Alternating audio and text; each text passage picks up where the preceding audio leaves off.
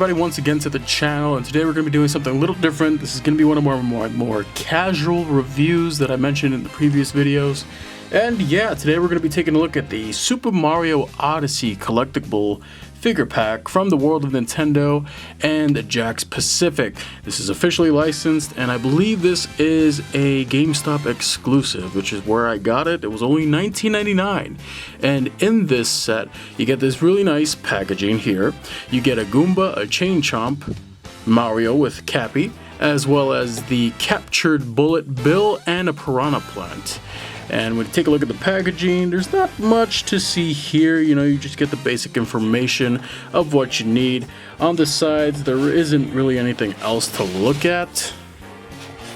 On the bottom, just copyright information nobody gives a damn about. But on the back is where you get some nice pictures of the characters they're based off.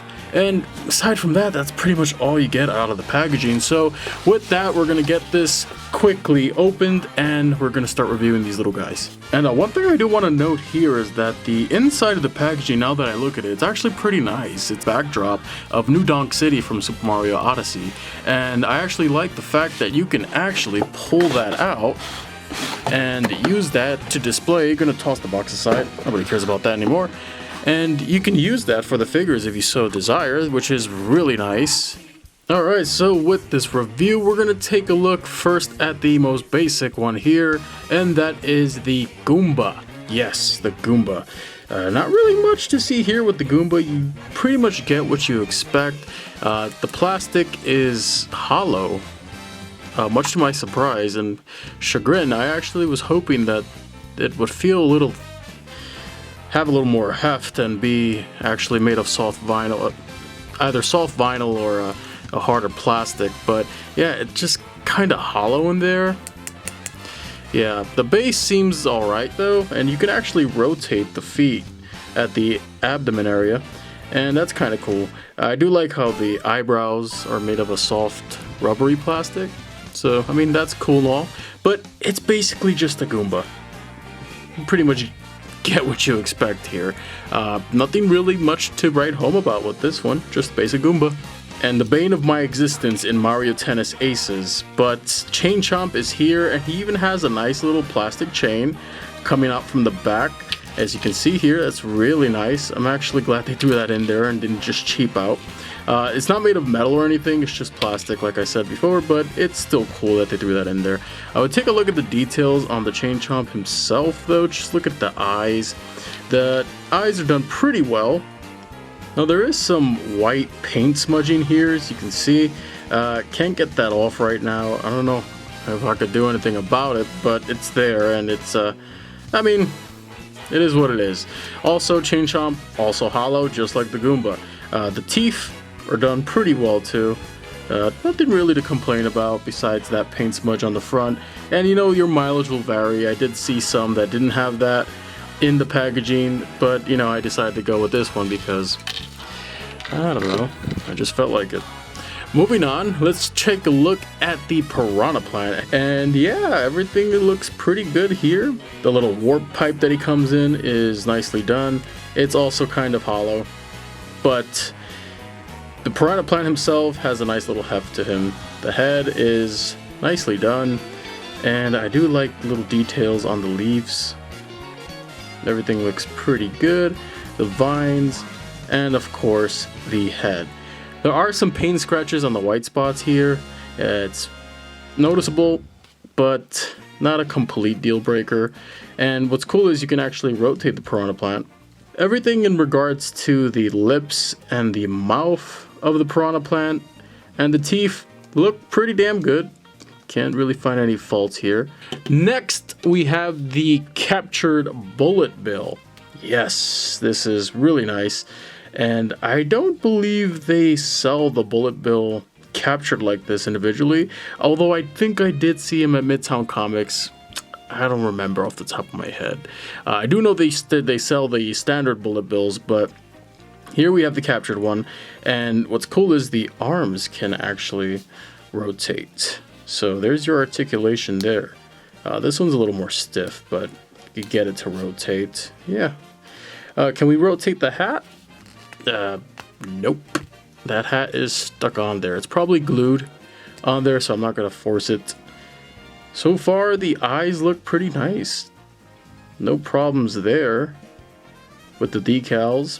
And yeah, I like the little fire effect they have coming out through the back. I mean, it would have been cool if they had like a translucent piece that kind of simulated that, but you know, it's this is not a figure arts after all.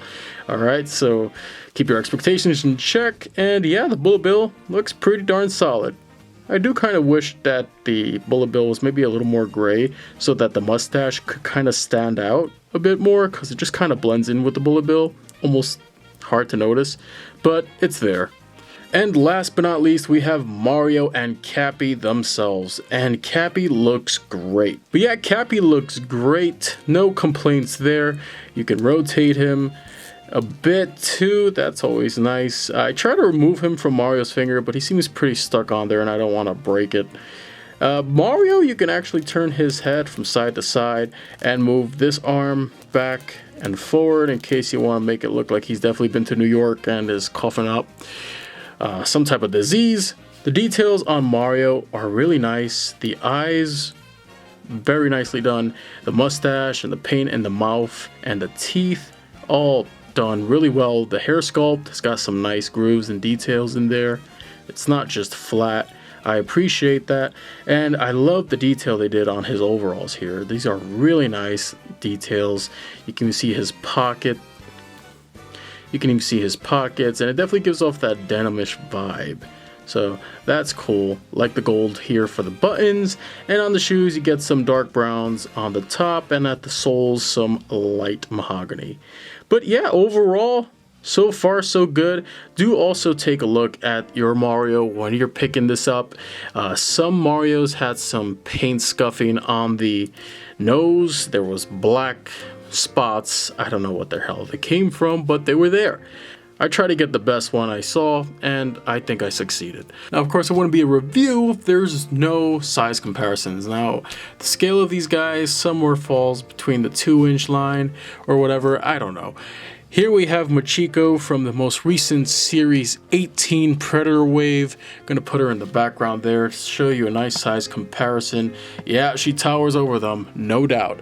Who else do we have here? Yes, we have Ultraman Orb Dark. Another SH Figure Arts that I picked up recently and did unbox for the channel. Definitely got to review him real soon. Here's a figure of Red King from Ultraman. Kind of small. Yeah, probably make a cool boss for these guys. Anyways, who else do we have here? Oh yes, the SH Figure Arts Sailor Moon. We're going to set her aside over there, and you can pretty much gather what I'm going with here.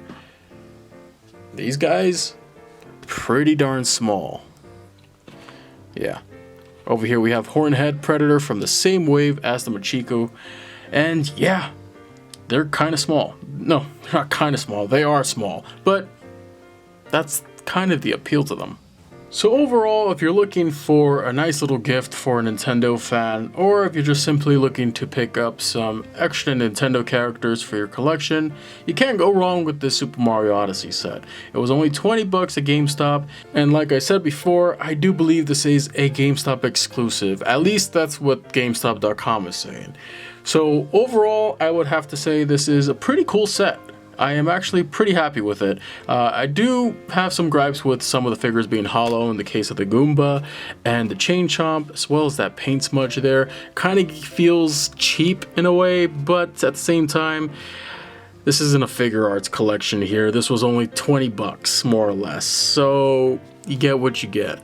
And yeah, that's pretty much it for this review. I hope you guys enjoyed.